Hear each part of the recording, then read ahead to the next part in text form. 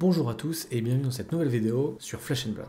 Aujourd'hui, un nouvel héros a été teasé pour Dynasty. Donc ce héros, on avait déjà pu avoir un aperçu visuel sur la carte Vipox, qui était une carte sortie en Everfest, qui était une attaque pour 1, qui coûtait 0, et qui, si cette attaque touchait le héros, il perdait un nombre de points de vie égal au nombre de cartes dans sa main. Donc on avait déjà une petite idée de ce genre de gameplay avec une perte de points de vie en fonction des nombres de cartes en main et des effets de hit. Donc ce nouvel héros, c'est un héros d'une nouvelle classe, et qui est d'une classe assassin, qui est Arachni Huntsman, et donc qui a 40 points de vie, qui a 4 d'intelligence, et qui dit que quand on joue une carte qui a un contrat, qui a le mot-clé contrat, on reviendra sur ce que c'est après, on peut regarder la carte du dessus du deck de l'adversaire, et on peut la mettre en dessous si on le souhaite. Donc cet effet est très intéressant avec les cartes contrat.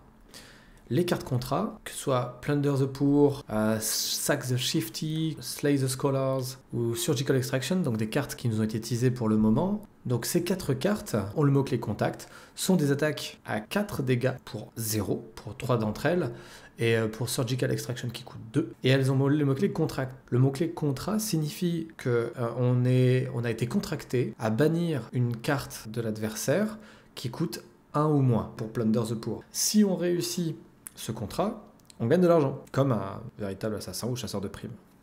Donc on gagne des Silver Tokens. Ces Silver Tokens pourront servir ensuite pour nos équipements. Et bien sûr, chaque fois qu'on va toucher les héros, on pourra bannir la carte du dessus de leur deck. C'est pour ça que c'est très intéressant de les regarder.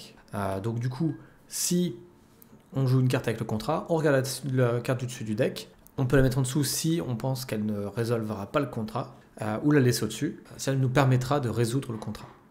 Un petit point sur les équipements, parce que gagner des silver, c'est très bien, mais on ne sait pas exactement à quoi ça va servir, à part à piocher les cartes.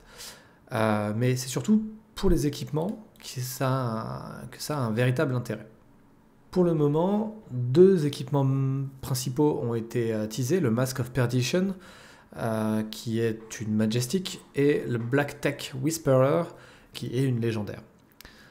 Donc pour le masque, c'est un masque qui défend à 1 avec Battle Ward, et pour les jambières, pareil, ça défend à 1 avec le Battle Ward. Mais surtout, pour ces 2 équipements, ce qui est intéressant, c'est que si elles sont dans notre cimetière, au début du tour, on peut détruire 2 silver, donc payer 2 d'argent, et si on le fait, on équipe le masque ou les jambières. Et c'est des équipements réutilisables à condition qu'on réussisse des contrats. Par exemple, pour le masque, c'est une attaque-réaction qui dit que quand on le détruit, l'attaque assassin ciblée gagne. Quand cette attaque touche le héros, bannissez la carte du dessus de leur bibliothèque. Donc on bannira 2 cartes avec ce Mask of Perdition.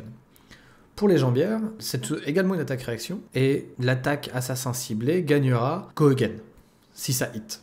Donc on pourra réenchaîner avec un autre contrat. Quand on regarde les armes qui sont associées à cette nouvelle classe, la classe des assassins, on voit que c'est une attaque qui a Go Again pour 2 de pitch, et qui attaque pour 1, voire 2 si c'est défendu avec un équipement, parce qu'elle a Piercing 1. Et ces dagues sont des one of hands, donc on peut en avoir 2. Et quand ça touche un héros, la prochaine attaque qui sera défendue avec une ou plus attack action cards gagne moins 1 de défense quand elles défendent. Donc ça va être des dagues qui vont permettre de diminuer les attaques adverses, ou alors il faudra que l'adversaire mette des cartes pour défendre ces dagues-là. Il y a eu 2 autres cartes qui ont été teasées, qui sont Régicide, qui est la spécialisation d'Arachni, qui dit que quand ça hit un héros royal, il perd la partie, mais quand la combat chain se clôt, nous perdons la partie. Et bien sûr, Régicide ne peut pas être défendu par des cartes qui ont le même nom que des cartes qui sont dans la banniche jaune du héros adverse.